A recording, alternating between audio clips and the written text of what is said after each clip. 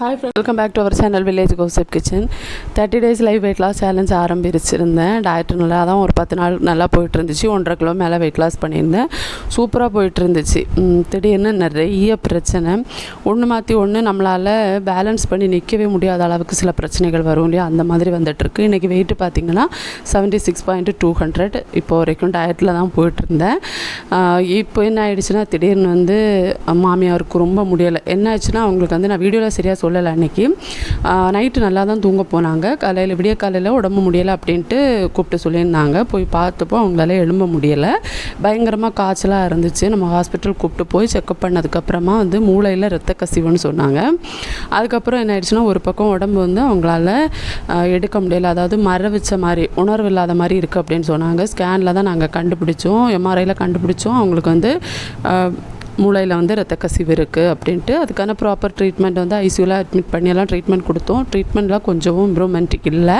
அப்புறம் என்ன ஆயிடுச்சுன்னா, நாங்கள் சரி இதுக்கு மேலே ஹாஸ்பிட்டலில் வச்சுட்டு இருந்துட்டோம், எந்த பலனும் இல்லை. மெடிசன்ஸ் கொடுத்துட்டே இருக்காங்க, அவங்களுக்கு அது சரியாகவும் இல்லை. அவங்களுமே ஹாஸ்பிட்டலில் இருக்கிறத விரும்பவே இல்லை. வீட்டுக்கு போகலாம் அப்படின்ட்டு ஒரே பிடிவாதம் அப்படின்ட்டு 12 நாளுக்கு அப்புறமா வீட்டுக்கு கூப்பிட்டு வந்தோம்.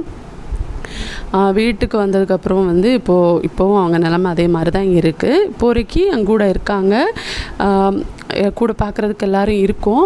ஆனால் அவங்களால தனியாக எழும்பி ரெஸ்ட் ரூம் கூட போக முடியாது. நம்ம ஒரு ஆள் எப்போவுமே பக்கத்தில் ஒரு ஆள் இருக்க வேண்டிய ஒரு சூழ்நிலை. அதுக்கு இடையில் வீட்டில் ஒரு நல்ல விஷயம் நடந்துச்சு. ஸோ இதெல்லாம் சேர்த்தாப்பில் வந்ததுனால என்ன பண்ணுறதுன்னு எனக்கு தெரில. உண்மையாக இந்த சூழ்நிலையை எப்படி கடந்து போகிறது அப்படின்னு எங்களுக்கு தெரியாத ஒரு சூழ்நிலை. நம்ம பழக்கப்படாத ஒரு விஷயம் திடீர்னு நமக்கு நடக்கிறப்போ அதை நமக்கேற்ற மாதிரி நம்ம பழக்கப்படுத்தி கொண்டு போகிறதுக்கு நமக்கு கொஞ்சம் டைம் எடுக்கும் இல்லையா. அந்த மாதிரி ஒரு டைம் இல்லாத இப்போ வரைக்கும் இருக்கேன். டயட்டுக்கான வீடியோஸு சமைக்கவும் முடியலை. அது ஏன்னா வீட்டில் நிறைய பேருக்காக சேர்த்து சமைக்க வேண்டிய ஒரு சூழ்நிலை. எல்லாருக்கும் சேர்த்து சமைக்கிறப்போ எனக்காக தனியாக சமைச்சு உட்காந்து தனியாக அதை சாப்பிட்ற அளவுக்கு என்னோட சூழ்நிலை இல்லை. இப்போ வரைக்கும் வீட்டில் சமைக்கிற உணவு எனக்கு ஏற்ற மாதிரி கொஞ்சம் பேலன்ஸ் பண்ணி எடுத்துகிட்ருக்கேன். அந்த மாதிரி தான் போயிட்டுருக்கு. அப்புறம் இன்னொன்று, முன்னாடியெல்லாம் 5 மணிக்கே டின்னரை முடிப்பேன் இல்லையா. இப்போ நிறைய ஒர்க் இருக்கனால எனக்கு பசியும் இருக்குது. நைட்டு டின்னரும் கொஞ்சம் லேட்டாக சாப்பிட வேண்டியதாக இருக்குது. அதெல்லாம் டயட்டை கண்டிப்பாக இனி வரும் காலத்தில் பாதிக்கும்னு எனக்கு தெரியும். இருந்தாலும் முடிஞ்ச அளவு முட்டி மோதிய டயட்டுக்குள்ளவே இருந்துகிட்ருக்கேன். ஸோ டயட் வீடியோஸ் போடுறது கொஞ்சம் சிரமமாக தான் இருக்குது. சிரமமாக இருக்குது மட்டும் கிடையாது, சுத்தமாக முடியாது கொஞ்ச நாளைக்கு. இந்த சூழ்நிலைகளை கொஞ்சம் நாங்கள் எங்களுக்கு ஏற்ற மாதிரி பேலன்ஸ் பண்ணணும். நம்ம ஒரு நாள் நைட்டுக்குள்ளே நம்ம வாழ்க்கை தலைகீழாக மாறும்னு சொல்லுவாங்கள்ல. அதை நான் ஃபஸ்ட் டைம் செகண்ட் டைம், இதுக்கு முன்னாடி ஒரு முறை நான் பார்த்துருக்கேன். இது செகண்ட் டைம் என்னோடய கண்ணு முன்னாடி நான் பார்க்குறது. இதை என்னால் ஓவர் கம் பண்ணி கொண்டு போகிறதுக்கு கொஞ்சம் சிரமமாக இருக்குது. பண்ணிவிடுவேன், எல்லாமே கண்டிப்பாக என்னால் முடியும். நான் அதை சரி பண்ணி கொண்டு போயிடுவேன். பேலன்ஸ் பண்ணுறதுக்கு கொஞ்சம் டைம் எடுக்கும். இன்னொன்று பயங்கரமாக ஸ்ட்ரெஸ் ஆகுது. ஸோ இது எல்லாத்தையும் சரி பண்ணி நான் கொண்டு போயிடுவேன். கரெக்டாக 30 நாள் என்னோடய வெயிட் என்ன இருக்குது அப்படிங்கிறத நான் உங்களுக்கு காட்டுறேன். ஏன்னா நான் ஆரம்பிச்சிருக்கேன், இடையில சின்ன தப்புகள் பண்ணாலும் அதை சரி பண்ணி அந்த டயட்டை பேலன்ஸ் பண்ணி கொண்டு போவேன். கண்டிப்பாக உங்களுக்கு நான் என்னோடய வீடியோஸில் கொடுக்குறேன். இன்றைக்கி காலையில் பார்த்திங்கன்னா எழும்பினோடனே நம்ம வெயிட்டு செக் பண்ணியிருந்தோம். சொல்லியிருந்தேன் 76.200 இருக்கேன். இது லாஸ்ட் இது எப்போனா, மாமியார் ஹாஸ்பிட்டலில் இருக்கிறப்போ எடுத்தது. அதுக்கப்புறம் உங்கள் வீட்டில் வந்ததுக்கப்புறமா சுத்தமாக டயட்டை கண்டினியூ பண்ணவே முடியலை. அன்றைக்கி காலையில் பருப்பு குழம்பு தான் வச்சுருந்தேன். லஞ்சுக்கு பருப்பு குழம்பு வச்சுருந்தேன். என்னோடய மெத்தடில் நான் வச்சுருந்தேன். எங்கள் ஊர்லெல்லாம் கல்யாண வீட்டில் இந்த மாதிரி வைப்போம். இந்த குழம்பு ஊற்றி சாப்பிட்றப்போ சோறு அவ்வளோ டேஸ்ட்டாக இருக்கும். சிலர் நெய்யெல்லாம் ஊற்றி சாப்பிடுவாங்க. நான் வெறும் பருப்பு குழம்பும் பொரிச்ச மீன் வச்சு சாப்பிட்றப்போ எனக்கு ரொம்ப பிடிக்கும். அப்புறம் கனவ மீன் வாங்கிட்டு வந்திருந்தாங்க. அதை குழம்பு வைக்கிறதுக்காக தேங்காய், பூண்டு இதெல்லாம் போட்டு அரைச்சிட்ருக்கேன். இப்போ அந்த வீடியோ கீழே சில கமெண்ட்ஸ் வரும். நம்ம சூழ்நிலையை கொஞ்சம் அவங்க புரிஞ்சுக்க மாட்டாங்க. நம்ம டயட்னு தான் ஆரம்பிச்சிருக்கோம். இப்போ ஃபேமிலியாக இருக்கிறோம். தனியாக நான் என் பாட்டுக்கு எங்கேயோ ஒரு ஊரில் ஒரு வீடு வாடகைக்கு எடுத்து அங்கே தனியாக ஒதுங்கி இருக்கேன்னு வச்சுக்கோங்களேன். யாரை பற்றியும் யோசிக்க வேண்டாம். அம்மா அப்பாவை பார்த்துக்க வேண்டாம், மாமியார் மாமனாரை பார்த்துக்க வேண்டாம். நான் உண்டு, என்னோடய பசங்க உண்டு, ஹஸ்பண்ட் உண்டுன்னு இருக்கலாம். ஆனால் என்னோடய சூழ்நிலை அப்படி கிடையாது. நான் இருக்கிறது பார்த்திங்கன்னா என்னோடய ஊரில் பக்கத்தில் அம்மா அப்பா இருக்காங்க. 2 பேரும் இப்போ ரொம்ப அம்மாலாம் ரொம்ப எனக்கு அது எப்படி வார்த்தையெல்லாம் சொல்கிறதுன்னு தெரில, ரொம்ப முடியாமல் இருக்காங்க. ஸோ அப்போ வந்து அவங்கள பார்த்துக்க வேண்டிய சூழ்நிலையும் எனக்கு இருக்குது.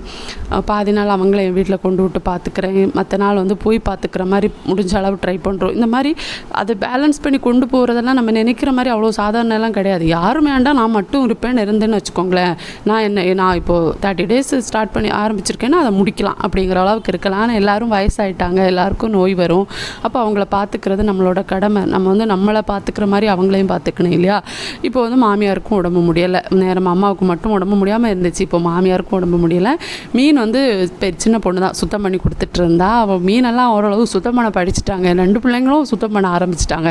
கொஞ்சம் பெருமையாக தான் இருக்குது. நம்ம குழந்தைங்களுக்கு வந்து பொம்பளை குழந்தைன்னு கிடையாதுங்க, ஆண் குழந்தையாக இருந்தாலும் சமையல் கற்றுக்கணும். சமையல் அப்படிங்கிறது வந்து பேசிக்காக ஒரு மனுஷன் வந்து எப்படி உயிர் வாழ்கிறதுக்கு மூச்சு காற்று தண்ணி எல்லாம் தேவைப்படுறோ அதே மாதிரி தான் உணவும். அந்த சமையலை வந்து நம்ம அந்த உணவை சமைக்கிறது வந்து ஆணுக்கும் பெண்ணுக்கும் சமமாக தெரிஞ்சுக்கணும். அதில் நான் ரொம்ப ஆர்வமான ஒரு ஆள்.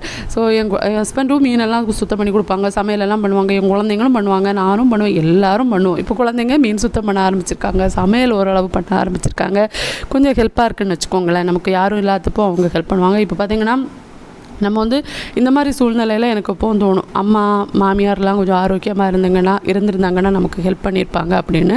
ஆனால் என்ன பண்ணுறது, நம்ம இது வந்து பார்த்திங்கன்னா நிறைய கஷ்டங்களை தாண்டி வர வேண்டியதாக இருக்குது. நமக்கு கொஞ்சம் ஹெல்ப்பாக இருக்க வேண்டியவங்களுக்கு நம்ம இப்போது ஹெல்ப்பாக இருக்க வேண்டிய சூழ்நிலையில் நம்ம இது போயிட்டுருக்கோம். பார்க்கலாம், இதெல்லாம் சரியாகணும் அப்படிங்கிறத தவிர வேறு எதுவும் இல்லை. இதெல்லாம் சரியாகுங்கிற நம்பிக்கையும் இப்போ ரொம்ப கம்மியாயிடுச்சு. இதுக்கு நம்ம அடாப்ட் ஆகி தான் ஆகணும், இதை பேலன்ஸ் பண்ணி கொண்டு போகிற மாதிரி பழகணும் அப்படிங்கிற அளவுக்கு இப்போ வந்துடுச்சு.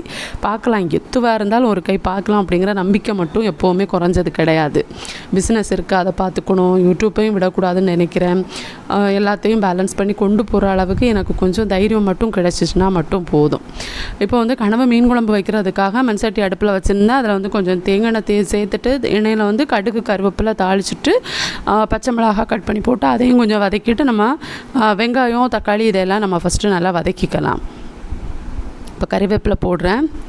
அப்புறம் வந்து நம்ம கட் பண்ணி வச்சுருக்க வெங்காயம்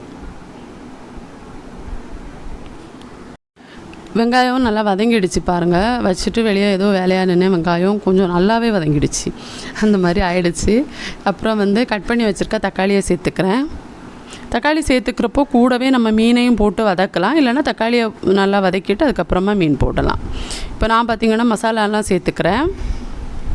மஞ்சள் தூள் அப்புறம் மிளகாத்தூள். நான் வந்து கனவை மீனுக்கு இந்த 2 மசாலாவும் சேர்த்துப்பேன். கனவை நண்டு இறால் இதுக்கு 3க்குமே வந்து மல்லித்தூள் சேர்த்துக்க மாட்டேன்னா, எனக்கு அதோட டேஸ்ட் போட்டோன்னா அந்த டேஸ்ட் வராத மாதிரி இருக்கும். ஆனால் இஞ்சி பூண்டு பேஸ்ட்டும் அப்புறம் வந்து இந்த மாதிரி மஞ்சள் தூளும் மிளகாத்தூளும் சேர்த்துப்பேன். 2யும் போட்டு அந்த மசாலா எல்லாம் போட்டு நல்லா வதக்கிட்டேன். அந்த மசாலாவோட பச்சை ஸ்மெல் போயிடுச்சு. இந்த ஸ்டேஜில் வந்து இதில் கட் பண்ணி வச்சுருக்க அந்த ஃபிஷ்ஷு அப்புறம் கூட வந்து தக்காளி 2யும் சேர்த்துக்கலாம். நீட்டாக எவ்வளோ அழகாக க்ளீன் பண்ணியிருக்கான்னு பாருங்களேன். சூப்பராக கழுவி இருக்கா. இருந்தாலும் நானும் ஒரு 2 முறை தண்ணியில் நல்லா அலசி எடுத்துட்டு அது நீட்டாக கட் பண்ணி எல்லாமே தந்துட்டா. இது கூட தான் வந்து நான் தக்காளி போட்டுப்பேன். அப்போ தான் தக்காளியோட ஜூஸ் வந்து அந்த மீனில், நான்வெஜ் எது சமைச்சாலும் அப்படி தான், அந்த நான்வெஜ்ஜில் வந்து அது நல்லா இறங்கி வரும் அப்படின்னு நான் அந்த மாதிரி சேர்த்துக்கிறது. இப்போ இதை நல்லா வதக்கிட்டு இதை மூடி போட்டு நம்ம ஆவியில் வேக வச்சுக்கலாம். மூடி போட்டு நம்ம நல்லா ஆவியிலே இதை வந்து வேக வச்சு எடுத்துட்டோம். இப்போ பாருங்கள், மீன் நல்லா வெந்துடுச்சு, தக்காளி நல்லா மசிஞ்சிடுச்சு, மசாலா கூட நல்லாவே மீன் வதங்கி வந்துடுச்சு. இப்போ பார்த்திங்கன்னா தேங்காவும் ஜீரகம் இருக்குது இல்லையா, அந்த ஜீரகமும் சேர்த்து நான் அரைச்சி வச்சுருக்கேன். அந்த விழுதை இப்போ சேர்த்துக்கிறேன். சேர்த்துட்டு இதையும் சேர்த்து நல்லா நம்ம மிக்ஸ் பண்ணி கொடுத்துக்கலாம். பாருங்கள், அந்த மசாலாவோட பச்சை ஸ்மெல்லாம் போய் நல்லா குழம்பு நல்லா ரெடி ஆகிடுச்சு. அவ்வளோதான். இதுக்கிடையில் வந்து என்னோடய காலை உணவு எடுத்திருந்தேன். ஒரு ஆப்பிளும் அப்புறம் வந்து நேற்று சிக்கன் குழம்பு கொஞ்சம் கிடச்சிச்சு, அதுலேருந்து ஒரு பீஸ் சிக்கனும் அப்புறம் வந்து 2 முட்டை ஆஃப் ஆயில் போட்டதும் வச்சு எடுத்திருந்தேன்.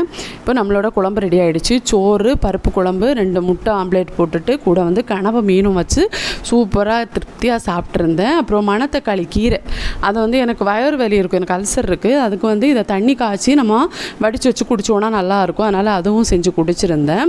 அப்புறம் ஈவினிங் பார்த்திங்கன்னா குழந்தைங்க வந்து சேர்த்து இது இது மோமோஸ் பண்ணுறேன் அப்படின்ட்டு என்னத்தமோ பண்ணிகிட்டு இருந்தாங்க. சரி அவங்க பண்ணட்டும் அப்படின்னு நானும் விட்டுட்டேன். யூடியூப் வீடியோஸ் எல்லாம் பார்த்து ஏதாவது டவுட் இருந்தால் என்கிட்ட கேட்டு அவங்களே செஞ்சுட்டு இருந்தாங்க.